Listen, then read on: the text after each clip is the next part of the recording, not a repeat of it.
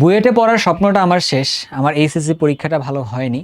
So এইরকম একটা message আমার কাছে একটু আগে আসছে। তো পরে আমি আসলে ওকে যে রেসপন্সটা করছি, ঠিক সেমটা আমি একটা ভিডিও করে তোমাদের সবাইকে দিচ্ছি। কারণ আমি জানি যখন আমরা সবাই কলেজে উঠি, তখন আমাদের মনে এই প্রশ্নটা অনেকের মাঝে খুবই তীব্র থাকে যে আমি আসলে বুয়েটে পড়াশোনা করব। বাট অ্যাট দ্য এন্ড ২ বছর যাওয়ার পরে যখন আমরা হচ্ছে যে এইচএসসি পরীক্ষায় বসার পরে দেখা যায় আমাদের গ্রাউন্ড রিয়েলিটি আসলে অন্য কিছু বলে। হয়তোবা আমরা ওই দিকে যাইতে পারি নাই, এটা আমাদের একটা ব্যাপার। আর মাঝে মধ্যে এইবার তো এইচএসসি ২৬-এর পরীক্ষার মধ্যে প্রশ্নের মধ্যে যে ধরনের ভুলগুলো ছিল, তো সেই জায়গায় একটা ছেলে যদি ডিজার্ভিং হয়েও থাকে, বাট মেন্টাল কন্ডিশনটা এরকম থাকার কারণে হয়তোবা পরীক্ষাটা খারাপ হয়েছে। তো এখন আমি যদি বলি, আমি এখান থেকে বইয়ের স্বপ্নটা তোমার কীরকম হবে না রকম হবে, বা তোমার এডমিশনের স্বপ্নটা আসলে কোন জায়গায় যাচ্ছে, দাঁড়াচ্ছে কোন জায়গাতে, এইটা নিয়ে আজকে ভিডিওর মধ্যে একটু কথাবার্তা বলবো। মনোযোগ সহকারে শুনতে পারো। যে কথাটা আমি আসলে ওকে বলছিলাম, এই জিনিসটা একটু গুছাই বলতেছি এখানে আর কি। একটা ব্যাপার কি দেখো, স্বপ্নের কোনো দিন আসলে শেষ হয় না। হ্যাঁ, স্বপ্নের কখনো আসলে স্বপ্ন শেষ হয় না। স্বপ্নগুলো কখনো আসলে এরকম ছোট হয় না যে তোমার স্বপ্ন আসলে কখনো শেষ হয়ে যাবে আর কি। স্বপ্ন ভিন্নভাবে তুমি চাইলে দেখতে পারো, স্বপ্ন ভিন্নভাবে তুমি চাইলে পূরণ করতে পারো, ঠিক আছে? এইটা নিয়ে কোনো ঝামেলা আসলে নেই। হ্যাঁ, এটা নিয়ে ঝামেলা আসলে নেই। সো আমরা যেটা কাজ করতে পারি, তারা এটাকে বড় করে নিই একটু আগে, তারপরে কথাগুলো বলতেছি। এটা একটু বড় করে নিতেছি, ঠিক আছে?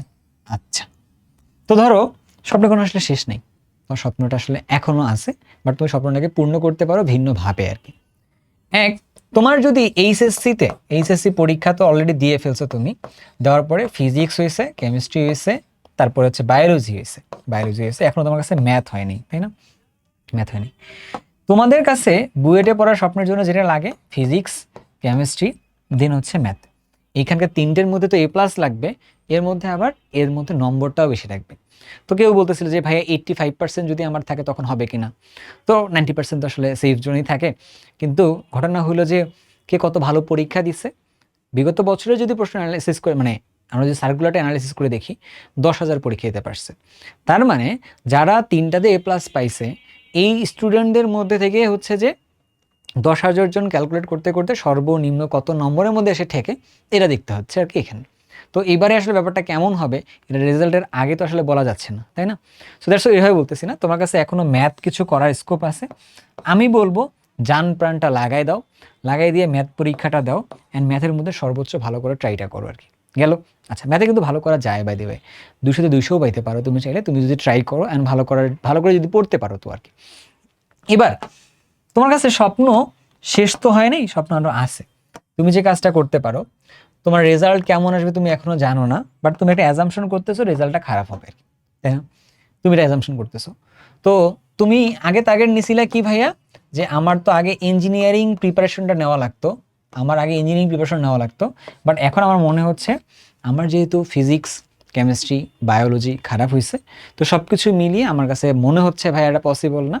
A+ থাকতে পারে যে কোনো একটাতে, আর একটা A+ ছুটতেও পারে, বাট A+ না ছুটলেও জাস্ট 80 পেয়ে বা 80-র ওই পাশে গিয়ে একটা নাম্বার পেয়ে আমি হয়তো A+টা পাবো।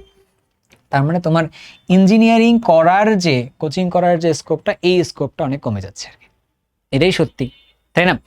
আর যদি তোমার মনে হয় তোমার ফিজিক্সও ভালো হয়েছে, কেমিস্ট্রিও ভালো হয়েছে, ম্যাথও ভালো হয়েছে, যদি তোমার তিনটাতে A+ থাকে, তোমার যদি মনে হয় তুমি A+ পাবা, তাহলে এখন মনে হয়, তাহলে আমি তোমার বলবো তুমি চোখ বন্ধ করে তুমি চলে যাও, তুমি গিয়ে ইঞ্জিনিয়ারিং প্রিপারেশনটা নেও, কোনো ক্ষতি হবে না আর কি। একটা সাহস নেও না, যদি না হয় পরবর্তীতে তুমি আসলে চেঞ্জ করে প্রয়োজনে ভার্সিটিতে যাইও আর কি, বুঝছো? বাট তোমার যদি মনে হয় যে এই তিনটার মধ্যেই A+ আসলে ছুটে যাবে কোনো একটা জায়গায়, তখন তুমি কি করো, তুমি হচ্ছে ভার্সিটি এডমিশন প্রোগ্রামটা নিয়ে তুমি চিন্তা ভাবনা করো, ঠিক আছে? তাহলে ভার্সিটি এডমিশন প্রোগ্রাম নিয়ে তুমি যখন চিন্তা করবা, তখন তুমি কি করবা? হ্যাঁ, তোমাদের জন্য যদি বলি, একটা তোমাদের কাছে অপশন হলো অফলাইনে যাওয়া, আর একটা তোমার কাছে অপশন হলো অনলাইনে ক্লাস করা, ঠিক আছে? আরেকটা হলো তোমার কাছে এক্সাম দেওয়া। তো এক্সাম ভাই আপনি আলাদা করলেন কেন? এক্সাম তুমি অবশ্যই অফলাইনে কোথাও না কোথাও দিবা, এটা আমি তোমার বারবার বলতেছি, তুমি কোথাও না কোথাও অফলাইনে এক্সাম দিবা। আমি মনে হয় সাজেস্ট করছিলাম উদ্ভাসে দেওয়ার জন্য, কারণ আমি বিগত যেহেতু আমার এফিলিয়েশন ছিল উদ্ভাসের সাথে, সো আমি ওদের প্রশ্ন প্যাটার্নটা জানি, প্রশ্নগুলো স্ট্যান্ডার্ড জানি। তো তার মানে এটা ভালো। তার মানে এই না যে অ্যাচিভেটটা খারাপ। আমি অ্যাচিভেটটা ট্রাই করিনি, নিজে যেহেতু কখনো দেখি নেই, দ্যাটস ওয়াই আর কি। তোমরা চাইলে এবার কেউ পরীক্ষা দেওয়ার পরে এসে প্রশ্নটা দিতে পারো, তাহলে প্রশ্ন দেখতে পারো, দেন হয়তো বলতে পারবো, বাট আমি বিগত বছরগুলোতে দেখি নেই। হ্যাঁ, আচ্ছা, তার মানে তুমি অফলাইন এক্সাম দিবে কোথাও না কোথাও, তুমি অ্যাচিভে দাও বা তোমার কাছে উদ্ভাসে দাও, যেহেতু তোমার বাসা থেকে কাছাকাছি ডিস্টেন্সে হবে তুমি সেই জায়গায় গিয়ে পরীক্ষাটা দিলা। এবার আসো অফলাইনে ক্লাস করার ব্যাপারে যদি বলি, তোমার বাসার থেকে অফলাইনে ক্লাসের দূরত্ব যদি এমন হয় যাইতে 1 ঘন্টা আসতে 1 ঘন্টা এরকম একটা সময় যাচ্ছে, আর তোমার যদি মনে হয় তুমি ক্লাসগুলো একবার শোনার পরে বুঝতে পারতেছো না, তোমাকে বারবার টেনে টেনে দেখা লাগবে আর কি, ঠিক আছে, তখন তুমি কি করবা, তখন তুমি অফলাইনে না গিয়ে তখন তুমি অনলাইনে কোথাও কানেক্টেড থাকবে আর কি। যার পড়াটা তুমি বুঝো, যার প্রতি তোমার একটা ভরসা আছে, তুমি সেখানে গিয়ে স্টার্ট করবা। বাট এখানে 1 থেকে শুরু করে যতগুলো ক্লাস নিবে, ধরো আমি ক্লাস নিব হচ্ছে 22টা ক্লাস নিব, ইঞ্জিনিয়ারিংয়ের জন্য 22টা নেব, ভার্সিটির জন্য মনে হয় 20টা নেব। তো তোমার যদি মনে হয় যে আমার ক্লাসগুলো তোমার ভালো লাগে, তাহলে তুমি 1 থেকে শুরু করে 22 নম্বর ক্লাসটা পর্যন্ত সম্পূর্ণটা দেখবা। 1 2 3টা করার পরে বাদ দিলাম, ভাইয়া পড়াশোনা করবো না, এটা করা যাবে না আর কি। তাহলে তোমার যতটুকু জায়গায় তোমার যাওয়ার স্কোপটুকু আছে সেই স্কোপটুকু নষ্ট হয়ে যাবে, বুঝছো? তো তুমি এই কাজটা করলা, তুমি আসবা। এখন তোমার ঘটনার মধ্যে যদি বলি যে তুমি ধরে নিলাম ইঞ্জিনিয়ারিংয়ে হলেও আমার কাছে আসতে পারবা, ইঞ্জিনিয়ারিংয়ে হলেও তুমি অন্য জায়গায় যাইতে পারবা আর কি। এখানে মেট্রিক্সটা তুমি আসলে কোথায় রাখবা? মেট্রিক্সটা রাখবা হচ্ছে এই জায়গাটায়, তোমার যার পড়ানোটা তুমি বুঝো, যার প্রতি তুমি একটা আস্থা পাও, এইখানে তুমি আসলে চলে যাবে। এবার কথার মধ্যে আসতেছি, যেটা বলে শুরু করছিলাম, যে তোমার স্বপ্নটা তাহলে কি হবে? তোমার স্বপ্নটা আসলে কী ছিল বলো তো? যদি আমরা একটা রিফাইন্ড করে বলি, ধরো তুমি বুয়েটে পড়তে চাইছো, এই জিনিসটা ইন্টারমিডিয়েট ফার্স্ট ইয়ারে ওঠার সময় কাউকে দেখে তোমার মনে তৈরি হয়েছিল, তাই না? যে বুয়েটে পড়লে এই হবে এই হবে, এই সুযোগগুলো পাবো, এই জিনিসটা করতে পারবো লাইফে আর কি।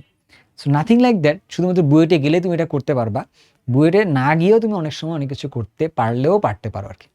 সো আমি তোমাকে বলবো, লাইফ তোমাকে এখন কোনো আর চয়েস দেয়নি, তুমি অলরেডি 1 2 বছর পার করে ফেলছো, তোমার স্বপ্ন শেষ। তুমি যদি মনে করো স্বপ্নটা শেষ আর তোমার বুয়েটে পরীক্ষা দেওয়া যাচ্ছে না, তোমার আসলে কিছু বলার নেই, লাইফ তোমাকে এখন আর কোনো চয়েস দেয়নি। বরঞ্চ লাইফ তোমাকে এখন যা দিছে, তোমাকে এখন যে স্কোপটা দিছে, যে আগামী 3 থেকে 4টা মাস তুমি খাটার পরে তুমি তোমার একটা জায়গায় গিয়ে দাঁড়াইতে পারো, দেন ওইখান থেকে তুমি তোমার ড্রিমটাকে নতুনভাবে রিডিজাইন করতে পারো, তোমাকে লাইফ কিন্তু এখনো স্কোপটা দিছে। তুমি কিন্তু এমন হয়ে যায় নাই তুমি ফেল করছো, এমন হয়ে যায়নি খুবই ডিজাস্টার হয়ে গেছে, তুমি একটা জায়গাতেও পরীক্ষা দিতে পারো নি। অলরেডি লাইফ তোমাকে কিছু না কিছু দিছে, এই জিনিসটাকে অপরচুনিটিটাকে কাজে লাগে তোমার সামনের দিকে এখন লাইফটা ডিজাইন করতে হবে আর কি। আমি ওটা বুঝতে পারছি। তো ডিজাইন করার সময় তুমি এই 3টা মাস বা 4টা মাস খুবই সাবধানে চলবা, সাবধানে পড়াশোনাটা করবা। এই 3 থেকে 4টা মাসে যা জিনিসগুলো তোমার মাস্ট লাগবে, 1 তোমার পড়ার টেবিলে সময় দেওয়া, এটা মাস্ট, এটা হচ্ছে সবার আগে, কোথাও ভর্তি হইতে হবে না, সবার আগে এটা একটা কাজ, পড়ার টেবিলে সময় দেওয়া। 2 নাম্বার কাজ, 2 নাম্বার, সেটা হচ্ছে তোমার কাছে তুমি ইঞ্জিনিয়ারিং প্রশ্ন ব্যাংক, ঢাকা বিশ্ববিদ্যালয় ক ইউনিটের প্রশ্ন ব্যাংক, ভার্সিটি কয়ের জন্য যে প্রশ্ন ব্যাংক আছে, প্রশ্ন ব্যাংকগুলো কালেক্ট করে সেই প্রশ্ন ব্যাংকগুলো ভালো করে পড়বা, চেষ্টা করবা 2 বার 3 বার রিভাইজ দেওয়ার জন্য, বা 2 বার 3 বার তোমার নিজের কাজখানে আত্মস্থ করার জন্য আর কি। 2 নম্বর কাজ, এটার জন্য কিন্তু কারো কাছে যাওয়া লাগতেছে না, পড়ার টেবিলে বসে এইগুলো কমপ্লিট করলাম, গেল। এবার আসো 3 নম্বর কাজ, এবার তোমাকে বাসার বাইরে যাইতে হবে, কারো কাছে যেতে হবে এক্সাম দেওয়ার জন্য আর কি। এক্সাম দেওয়ার জন্য অফলাইনে কোথাও না কোথাও তুমি যাও, বাসার থেকে কাছাকাছি হইলে যাও এরকম। তোমার যদি মনে হয় তুমি বাসায় বাইরে যেতে চাচ্ছ না, তুমি অনলাইনে ক্লাস করবা, অনলাইনে এক্সাম দিবা, তাহলে আমি যেটা আমার সময় করছিলাম, বাসায় নিজে এক্সাম পেপারটা বানাইছিলাম, সেই এক্সাম পেপারে নিজে নিজেই পরীক্ষা দিছি আর কি। কিছু না হইলেও অফলাইনে এক্সামটা দিবা মাস্ট। যদিও অনলাইনে তুমি যেখানেই ভর্তি হবা সবাই তোমার এক্সাম নিবে, তুমি আমার কাছে ভর্তি হলে আমি তোমার কাছে এক্সাম নিব, কিন্তু ভাইয়া অফলাইনে এক্সাম দেওয়াটা মাস্ট। দেখো তুমি ভর্তি হলে আমার জন্য হয়তোবা 2টা এনরোলমেন্ট বাড়বে, 2টা এনরোলমেন্টে ধরো আমার কাছে ধরলাম 1500 টাকা বা 1600 টাকা আসছে ধরে নিলাম, বা একটা এনরোলমেন্টে তোমার জন্য ধরো 800 টাকা আসছে আমার কাছে, কিন্তু এটা আমার জন্য হয়তো 800 টাকা, বাট তুমি 800 টাকাকে কনভার্ট করে তোমার একটা ড্রিম, তাই না? বা তোমার এখন নেক্সট স্টেপে যাওয়ার জন্য এই 800 টাকাটা হচ্ছে একটা সিঁড়ি। তো এটা 800 টাকা না হয়ে যে 8000 টাকাও হইতো, তুমি এটা দিতে চাইতা, রাইট? সো আমার কথা তোমাকে চিন্তা করতে হবে না, তোমাকে তোমার কথা চিন্তা করতে হবে, যে তুমি তোমার ওই যে জায়গাটায় সিঁড়িটা পাচ্ছ, সেই সিঁড়ির উপরে তুমি আসলে ভরসা করতে পারছো কি পারছো না। যদি ভরসাযোগ্য ব্যক্তি আমি না হই, বাদ দাও, ভরসাযোগ্য ব্যক্তি যে হবে তার ব্যাকগ্রাউন্ডে খুব একটা দেখার দরকার নেই এই মুহূর্তে। কেন বলো তো? কেন দেখার দরকার নেই আমি তোমাকে বলি। অনলাইনে ক্লাসে সংখ্যা, মানে ইউটিউবের মধ্যে ফ্রি রিসোর্স অনেক আছে, আছে। আবার মানে একদম বুয়েটেরই কারো আছে, একদম বুয়েটের ঢাবিরে কারো আছে, মেডিকেলেরই কারো আছে, ফ্রিতে রিসোর্সটা আছে। কিন্তু তোমার গাইডেন্সটা দেওয়ার জন্য অনেক মানুষও থাকতে পারে, আমি থাকতে পারি, অন্য কারো ভিডিও থাকতে পারে, কিন্তু তুমি সবার গাইডেন্সটা কিন্তু ফলো করতে চাও না, সবাই গাইডেন্সটা তোমার কিন্তু ভালো লাগে না, সবাই আমাদের উপদেশটা দিলে কিন্তু ভালো লাগে না। যার উপদেশটা তোমার শুনতে ভালো লাগে, তুমি যেখানে মোটিভেটেড, তুমি এইটা করো। বাট 1 আর 2 নাম্বারটাকে মাথায় রেখো। সেটা কি? বাসায় পড়ার টেবিলে বসে সুন্দরভাবে বই পড়া, পড়ার টেবিলে বসে সুন্দরভাবে প্ল্যানগুলো করা। এখন ভার্সিটি এবং ইঞ্জিনিয়ারিং দুটার জন্য ডিটেলস কথাবার্তার জন্য আমি তোমার একটা কথা বলতে পারি। এই ভিডিওতে আমি পুরো ডিটেলসে কথাবার্তা বললাম না, কারণ অলরেডি আমি 2টা ভিডিও বানায় রাখছি এটার জন্য। তুমি কি করতে পারো, তুমি সুন্দর করে অক্সিগেমে ইউটিউব চ্যানেলটাতে চলে যাবে, সুন্দরভাবে চলে গিয়ে তুমি দেখবা শুরুতে এই ভিডিওসগুলো দিয়ে দেওয়া আছে আর কি এখানে। হ্যাঁ, ইউটিউব চ্যানেলে তুমি চলে আসছো, আসার পরে তুমি একটু এই যে ভিডিওস অপশনে আসবে আর কি। হ্যাঁ, কাইন্ডলি আমি প্লেলিস্ট করে দিয়ে দিব না। এই যে এটা হচ্ছে যে আজকেই পাবলিক করছি 6 ঘন্টা আগে, যে ইঞ্জিনিয়ারিং প্রস্তুতির জন্য A to Z যা যা লাগে সব বলে দিচ্ছি আর কি এখানে। মাথায় রাখবা, এখানে শুধুমাত্র আমি আমার দিকে তোমাকে আসতে বলছি, ব্যাপারটা এমন টাইপের না। তোমার যেগুলো যেটা ভালো হবে সব কিছু বলা আছে, সাথে আমি আমার যে একটা অপশন আছে আমি এটাও তোমাদের বলে রাখছি। বাট অ্যাজ এ অপশন তুমি আমাকে টেস্ট করতে পারবা, যদি ভাইয়ার মনে হয় ভাইয়ের সাথে আত্মস্থ হবা, আস্থাটা পাবা, দেন তুমি আসো, ঠিক আছে? এবার তুমি আসো কি ভার্সিটির জন্য হচ্ছে এটা একটা দিয়ে দেওয়া আছে। তুমি যদি ভার্সিটি অ্যাডমিশন প্রিপারেশনটা নিতে চাও তাহলে তুমি এই গাইডলাইনটা একটু ভালো করে ফলো করবে আর কি। পাশাপাশি তুমি এই চ্যানেলটাকে সাবস্ক্রাইব করে রেখে দিতে হবে তোমার, এই জন্য যে মেডিকেলে বিগত 10 বছরের প্রশ্নের সমাধান ভাইয়া এই চ্যানেলের মধ্যে আসলে করার ট্রাই করব আর কিছুদিন পরে আর কি। সো আমি বলবো কি জানো, স্বপ্নটার শেষ হয়তো বা তুমি বুয়েটকে টার্গেট করে আগাইছো, বাট তোমার নাম্বারটা তোমার কথা অনুযায়ী যদি বলি, তোমাকে এটা অ্যালাউ করতেছে না। বাট স্বপ্ন শেষ হয়ে যায়নি, বুয়েটের জন্য স্বপ্নটা শেষ হয়ে যাইতে পারে। তোমার জন্য এখনও অনেকগুলো অপরচুনিটি আছে। লাইফ তোমাকে যে চয়েসটা দিছে, এই চয়েসটাকে একটু গ্র্যাব করো, that will be best for you.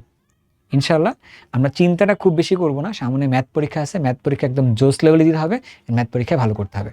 So তোমাদের কারো কোনো কনফিউশন থাকলে, কারো কোনো কোয়েশ্চেন্স থাকলে তোমরা আমাকে কমেন্টের মধ্যে জানাবা। ইনশাল্লাহ I will get back to you soon, কোনো সমস্যা নেই। আল্লাহ হাফিজ।